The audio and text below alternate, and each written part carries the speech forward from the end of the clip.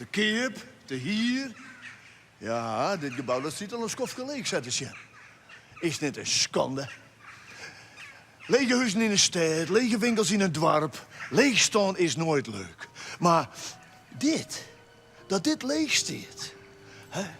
Dit is het centrum van kennis, van studie, van wetenschap. Dit zijn de brains van Friesland.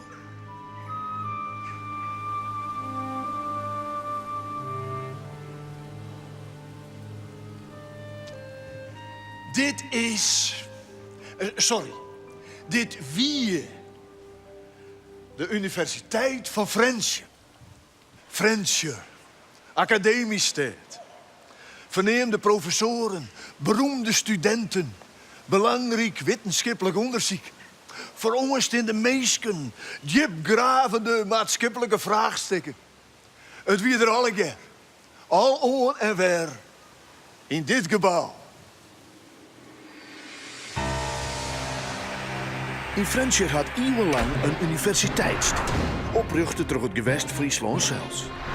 Na Leiden wie dit de tweede universiteit van de Nederlanden. In de 17e en de 18e eeuw wie het een van de belangrijkste instellingen in Friesland. De universiteit wie een internationaal centrum van wetenschap, maar wie ook voor de rest van de provincie van belang. Door de universiteit kon kennis en inzichten van wetenschappers trooien worden aan de meesken. De Friesland Universiteit had vooral in de 17e eeuw een bloeitijd maken. Daarna ging het stadig al minder met het instituut. In 1811 werd de universiteit sluiten. Nog een skofke mochten ze in Friesland teruggaan als universitaire vooropleiding, maar in 1843 ging de door definitief op slot.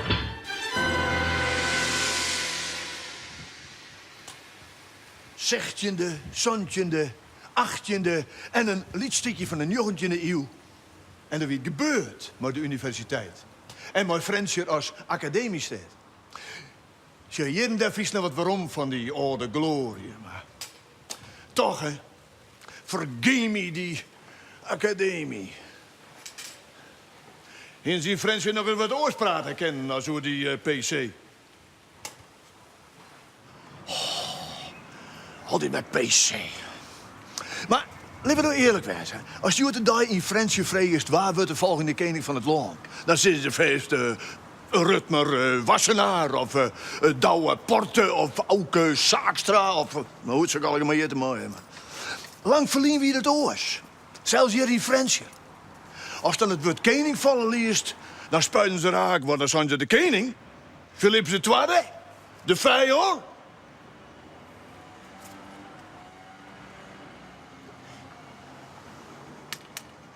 Tje, we zitten in dit hier, 1585. Het is oorlogstijd. De 80-jarige oorlog. De opstand in de Habsburgers, de Spanjaarden.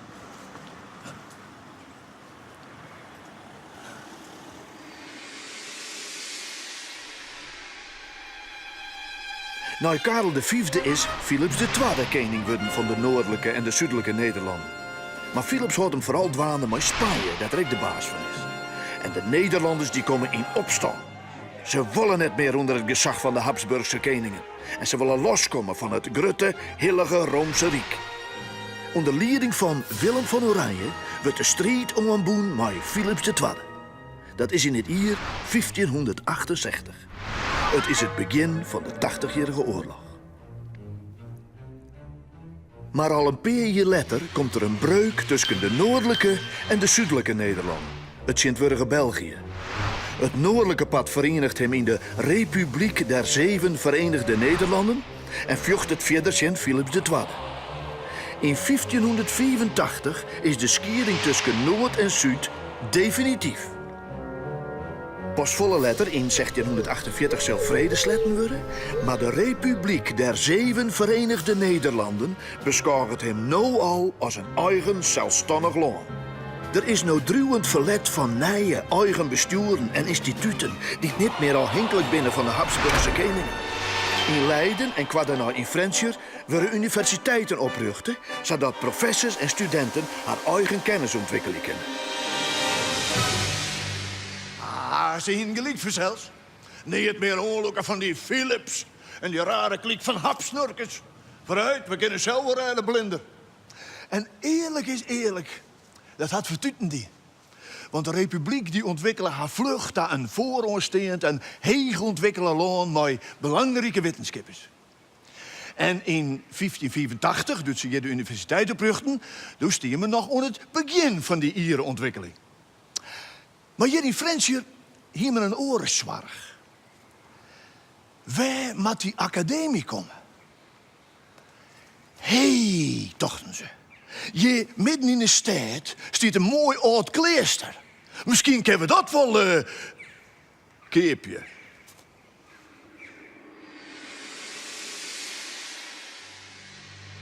Een van de grootste veroorings in de republiek, en dus ik in Friesland, is dat de katholieke godsdienst officieel inruilen wordt voor de protestantse. De 60 kleesters in Friesland verliezen daardoor haar functie. En de nieuwe oerhiet eigent hem deze gebouwen en groen Gauta. Uit de opbrengsten van dat kleesterland wordt onder oren de Universiteit van Fransje betaald. Er moeten nooit vlug protestantse doemnis komen en die kunnen mooi oplaad worden aan de universiteit. Zo ontstiert er een grote afdeling godsgeleerdheid. Verder kinst er geneeskunde, rechten en letteren en wijsbegeerte studeren. Doordat de bestuurders van de universiteit handig binnen in het oorloeken van boerde professors, slagen het ik om een protestudenten uit het boeteloon uit Fransje te krijgen. Benamen uit Duitsland en Hongarije, dat krijgt als Friesland Calvinistisch is, komen in de begintijd grote kliebes studenten. De taal die ze mogen spreken is Latijn. Ook een van de belangrijkste geleerden uit de 17e eeuw, René Descartes, studeerde een schoftje in Fransje. De Fransche Universiteit is net groot, maar haar rol in de maatschappij is wichtig. De professors zijn belangrijk als adviseur van het provinciebestuur. Ze lokken door haar boeken en schreeuwsel soms felle discussies uit en zorgen ervoor dat wetenschappelijke ideeën uit het boeteland ook hier te landen komen. En sabbelibben Fransje en heel Friesland prachtige tien. Ach ja, dit is een orrerie. Dit is een mini-planetarium. Kunnen studenten mooi al zien hoe het ziet met de sterren en de planeten. Dat is een machtig onderwerp. Ja, er zijn wel meer mensen in Fransje die het hebben met houden. Oh, en dit is echt wat bijzonders. Dit is een xylotheek. Dit is een bjemme-encyclopedie. Elk deel dat beschrijft een bepaalde beemsoort. In elk boek zitten de bladen, de vruchten, de sierden en een toekje. En de reg van het boek, dat is maken van de B.M. Bast. Dit is van een Duitse wetenschapper. Er ben in Nederland met een trein van die xylotheken. En dit is de grootste. De mooiste.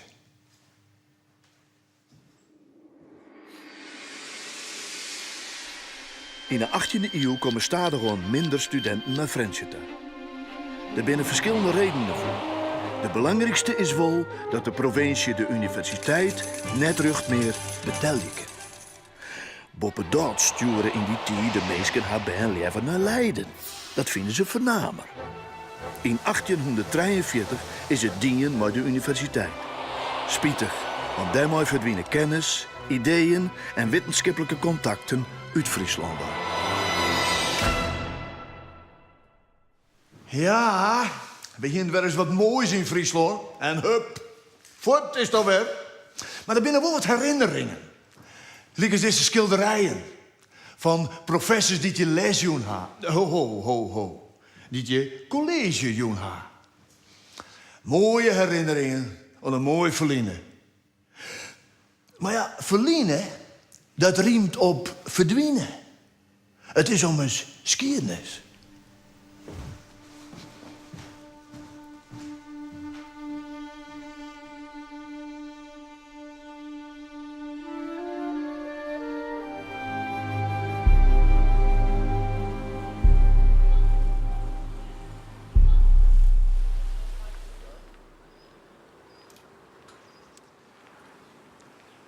De dier, dat is de uiteind van het leven. En het leven, dat is er verderop. In de stad. Daar beweegt het, daar broest het. Daar weeg je de mensen haar op het toppen van het bestaan. En één voor één komen ze een keer aan de uiteind van het leven. Dan bedaar ze hier, aan de uiteind van de stad. Ja, ik zis één voor één.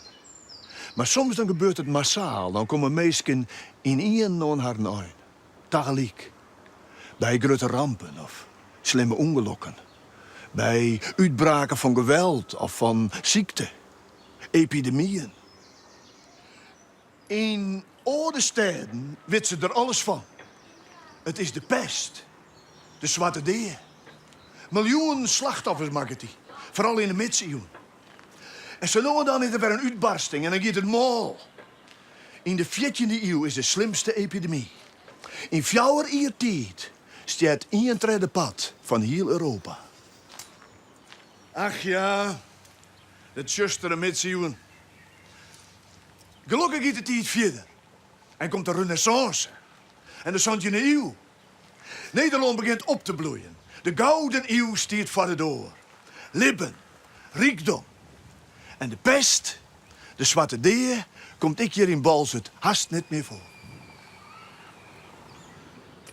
Haast. Want zo nou en dan doet de pest nog een liedje uithaal. Dan haalt er nog een paar mensen uit de stad bij en die brengt die naar het uiteind van het leven. Zonder aanziens des persoons. Oud of jong, eer of riek, man of vrouw, maakt het niet uit. Zelfs al doe je nou ook griezelig belangrijk werk voor de mensen in de stad of in de provincie. Zelfs al ben je zo groot dat je na 400 jaar opgenomen worden zullen in de kanon van de Friese geschiedenis.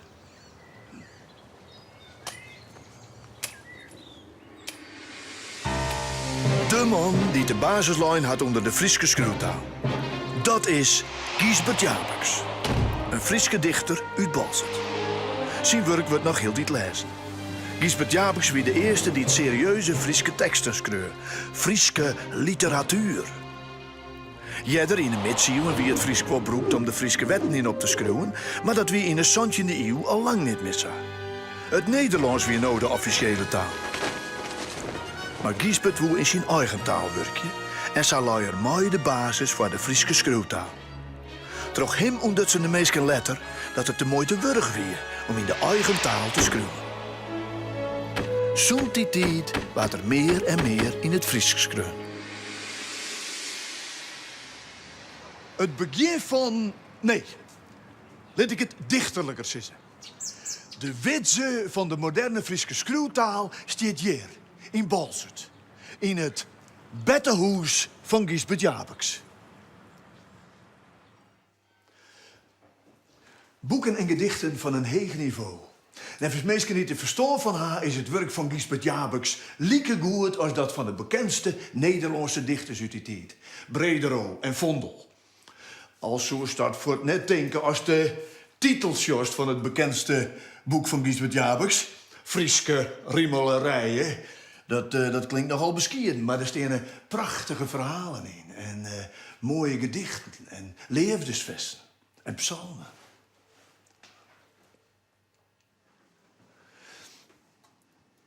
Giesbert die schreef een soort van zijn werk als contrafacten. Dat zijn teksten op bestaande meldijen, zodat elke in die tijd het moois jongen kan. Zo, dat moet lieken nog zakklonken, hè? Ja.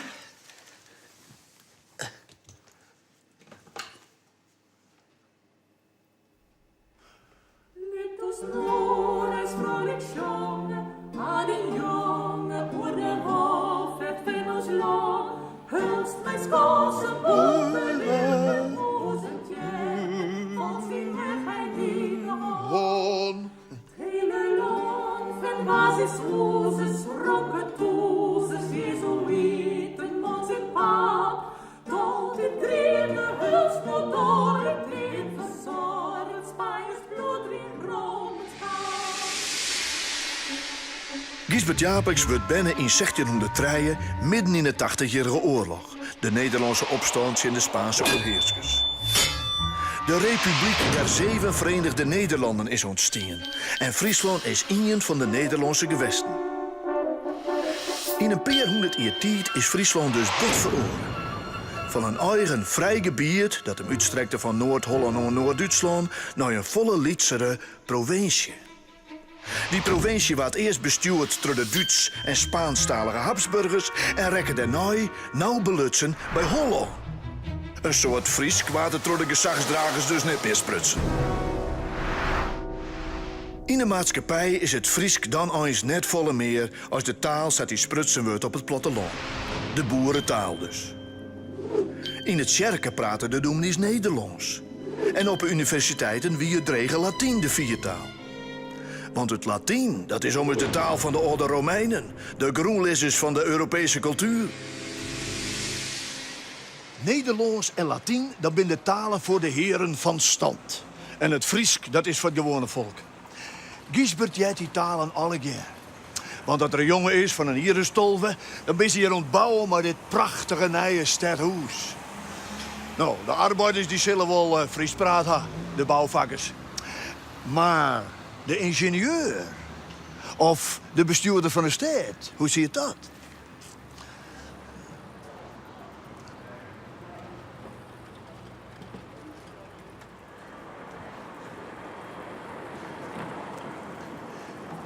Zou jij de jonge Gisbert alle talen bijna kwam, of zit er op een drietalige squallen? En die kennis, die kan er dan letter weer oerdragen on oren bij. Want Gisbert, die weet wat er willen wil. Squalmaster. In 1640 schreeuwt squalmaster Gisbert Japeks zijn eerste gedicht. De Frieske Tjenne. Het is een fleurig verhaal over een boer die het pachtgeld naar zijn heer brengen zal, krekt op de dag dat hij trouwt. Maar dat is nog maar het begin. Daarna zet Gisbert uit met het serieuze werk. Leefdesgedichten, Frieske psalmberiemings en orenverhalen. Om dat alle goed te doen, maakt hij een heel stelsel van regels over hoe het Friesk skreun worden moet. Waarom er in het Fries schreeuwt, weten we niet. Maar misschien is het wel om wat fleur te jagen ons je leven. Gisbert Japeks had het net makkelijk. Haast al zijn baan komen jong te versterren. En later gingen zijn vrouw en zijn jenige oerbleune zoon ook nog deer. On de pest. De pest! De zwarte deer! Daar is het dan. De schrik van de middeleeuwen slacht in een zandje in de eeuw nog een peke hutta in Balzet. Kom maar. Zuid in de benches van Gisbert. Kom maar. Jemme wat ik ha. 1, 2, 3, 4. En dit is nog maar het begin van de Japeks-familie. Want de pest zei, jou heb ik nog een oudste zoon. Die is aast ik van mij. En jouw vrouw, die moet ik ha.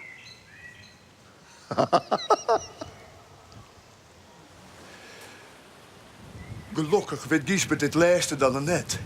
Want de hier vast net zo volle schroeven bleef. Zo volle verdriet, dat is voor een meisje dan net te dragen. Dit, het verlies van zijn jongste been, dat is al slim genoeg. Maar Gisbert, hij bloedt ontwerk, met de Friese taal. Om 1646 kreeg het Gisbert Japeks bezitten van Franciscus Junius, een verneemde taalkundige die het onderzoek dwaan wil naar de overeenkomsten tussen het Oud-Engels, het Nederlands en het Friesk. Junius bleef 2 jaar in Boalzet om van Gisbert Japeks het Fries te leren. Dit moedigt Gisbert Japeks vanzelfs ook aan om hem serieus met de Friese taal dwaande te houden. Er is nog een vriendschap belangrijk in zijn leven. De Frieske skiertskruwer Simon Abus Gabema is bekend met Gisberts gedichten. In 1666 stiet Gisbert Japeks, ook onder de pest. En zijn vriend Gabema zorgt ervoor dat Gisberts gedichten uitjong worden, zodat ze voor het nieuwe geslacht bewaren blijven. De kerk is heel vol zitten bij de begrafenis van Gisbert. Want hij wie een belangrijk man.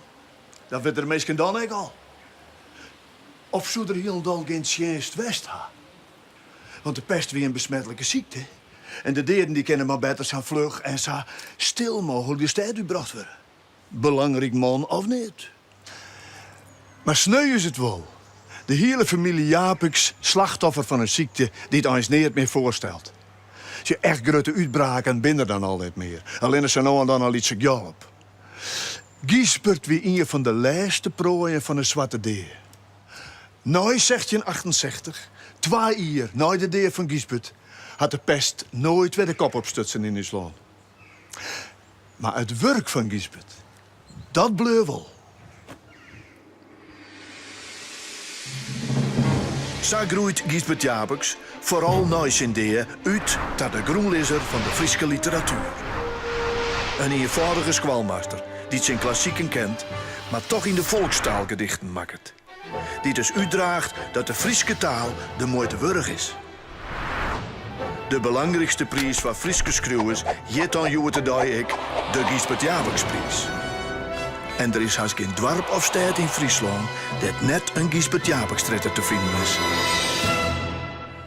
En in Bolzet, de stad dat er binnen waard en voor het grootste pad leven had, daar stiet vanzelfs zijn staanbeeld. Niet aan de uiteind van de stad, net bij de Deer, nee. Midden in de stad zat het jet.